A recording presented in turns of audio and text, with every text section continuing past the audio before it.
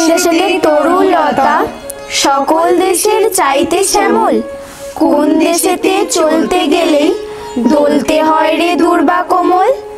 কোথায় ফলে সোনার ফসল, সোনার কমল ফোটে রে, সে আমাদের বাংলাদেশ, আমাদেরই বাংলা রে।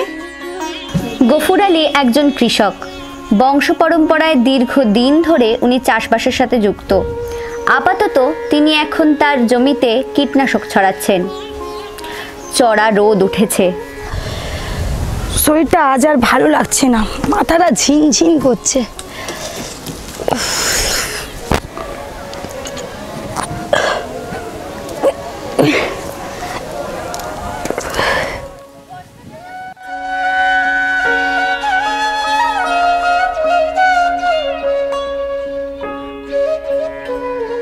কয়েকদিন এই অবস্থায় থাকার পর অগত্যা গফুর চিকিৎসকের কাছে যান। চিকিৎসক ভালো করে গফুরকে দেখলো, চোখ আর নখ দেখে জানালো, জন্ডিস, 1 সপ্তাহ বিশ্রাম নিতে হবে। কয়েক মাস পর আবার গফুর জমিতে কাজ করছে। শরীর দুর্বল। এই সময় আলের রাস্তা ধরে এক স্থানীয় পরিবেশবিদের যাওয়া।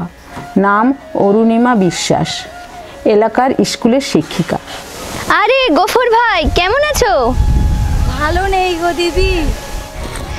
ডাক্তার দেখিয়েছো? হ্যাঁ দেখালাম তো, বলে নাকি জন্ডিস হয়েছে। কত পরীক্ষা করলাম, ওষুধও খেলাম, কিন্তু আগের মতন আর পারি না। খিদে নেই, হজম হয় না। সে কি, তোমরা তো 4 পুরুষ ধরে চাষবাসের সাথে যুক্ত। এরকম কায়িক শ্রম করলে তো হজম শক্তি দারুণ থাকার কথা শুনেছি। আর কি বলবো, এখন তো আর চাষবাসে আগের মতন পরিশ্রম করতে হয় না। ঘাস মারার বিষ দিয়ে আগাছা সাপ, গরু বলদের বদলে চলে এসছে ট্রাক্টর, আর পোকা মারার জন্য তো হরেক রকম বিষ রয়েছে। তোমার অসুখ তো আমিই ধরে ফেলেছি, MBBS এর আর প্রয়োজন নেই। তোমরা যে কীটনাশকগুলো মাঠে স্প্রে করো তার মাত্র 20%ই পোকামাকড় মারে, আর বাকি মাটি, জল, বাতাস, এমনকি ফসলের মধ্যে দিয়েও আমাদের শরীরে প্রবেশ করে। এর ফলে আমাদের শরীরে নানান রকমের রোগ দেখা দেয়। আচ্ছা, ঘাস মারার বিষ হিসেবে তোমরা কি ব্যবহার করো বলো তো? কেন, সফল, গরজিলা এইসব? তুমি কি জানো এই সমস্ত ওষুধের মধ্যে গ্লাইফোসেট নামের এক মারাত্মক বিষ থাকে, যা আমাদের শরীরের জন্য ভয়ঙ্কর ক্ষতিকারক? কেন, এগুলো আমাদের শরীরের পক্ষে খারাপ কেন? এগুলো তো শুধু আগাছাকেই নষ্ট করে। মোটেও না, এটা একটা অর্ধসত্য। এরা আগাছার সাথে মাটিতে থাকা সমস্ত জীবাণুকেও মেরে ফেলে।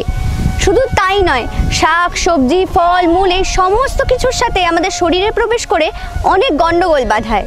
সে কি গো? হ্যাঁ তাই। জানো তো, আমাদের শরীরে আছে কোটি কোটি অণুজীব, যারা আমাদের হজম শক্তি আর রোগ প্রতিরোধ ক্ষমতা গড়ে তোলে। এদের ছাড়া আমরা বেঁচে থাকতেই পারবো না। আর গ্লাইফোসেট আমাদের শরীরে প্রবেশ করে এই সমস্ত অণুজীবেদেরকে মেরে ফেলে। আচ্ছা তাই নাকি? ওরে বাবা, গ্লাইফোসেট তো তাহলে ভয়ানক ঘাস মারার বিষ।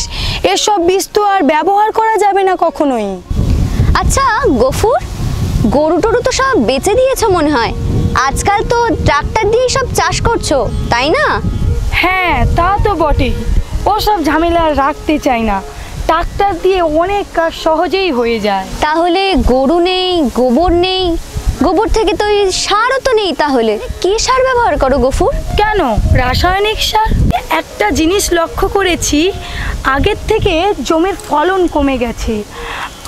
আজ থেকে প্রায় 30-40 বছর আগে আমার বাবা দাদুরা 1 বিঘে জমির থেকে যে ফসল পেতেন, এখন তার অর্ধেকে এসে ঠেকেছে। বুঝতে পারছো তো, জমির 12টা তুমি বাজিয়েই দিচ্ছ। আসলে শুধুমাত্র রাসায়নিক সার দিয়ে জমির উর্বরতা বাড়ে না। জমির আসল উর্বরতা তৈরি হয় মাটিতে উপস্থিত পোকামাকড়, জীবাণুদের দ্বারা। সমস্ত জীবাণুরাই পুনর্ব্যবহার পদ্ধতির মাধ্যমে জমির উর্বরতা বৃদ্ধি করে। এসব আমার মতো মুখ্য মানুষ বুঝবে কি করে বলো তো দিদি? তবে রাসায়নিক সারের ফল যে ভালো নয় সে আমি হাড়ে হাড়ে বুঝতে পারছি। এখন তাহলে উপায়? আবার পুরানো পথে ফিরে এসো গফুর, আবার পুরানো পথে। এছাড়া আমাদের বাঁচবার আর কোনো উপায় নেই। এই মাটি হলো সোনা। এই মাটি তৈরি হতে সময় লাগে কয়েক হাজার বছর। এতে আছে কোটি কোটি অণুজীব, ছত্রাক, অনেক পোকামাকড়। তাই এই মাটি হলো জীবন্ত মাটি। একে আমাদের রক্ষা করতে হবে। হ্যাঁ দিদি, কিছু স্বার্থান্বেষী মানুষের প্রবচনায় আমাদের ধনধান্যে পুষ্পে ভরা বসুন্ধরাকে আমরা বিপন্ন করে তুলেছি। চলো আমরা শপথ নেই, আজ থেকে আমরা জমিতে কোনো রকমের রাসায়নিক সার ব্যবহার করতে দেব না। শুধুমাত্র জৈব সারের মাধ্যমে আমাদের কৃষকেরা কৃষিকাজ করবেন। গ্লাইফোসেটের মতো ক্যান্সার সৃষ্টিকারী আগাছানাশকের ব্যবহার বন্ধ হোক এবং বিষাক্ত কীটনাশকের ব্যবহার না করে জৈব উপায়ে শত্রু পোকামাকড়দের দূর করা হোক। এই বার্তা দিকে দিকে পৌঁছে দিই।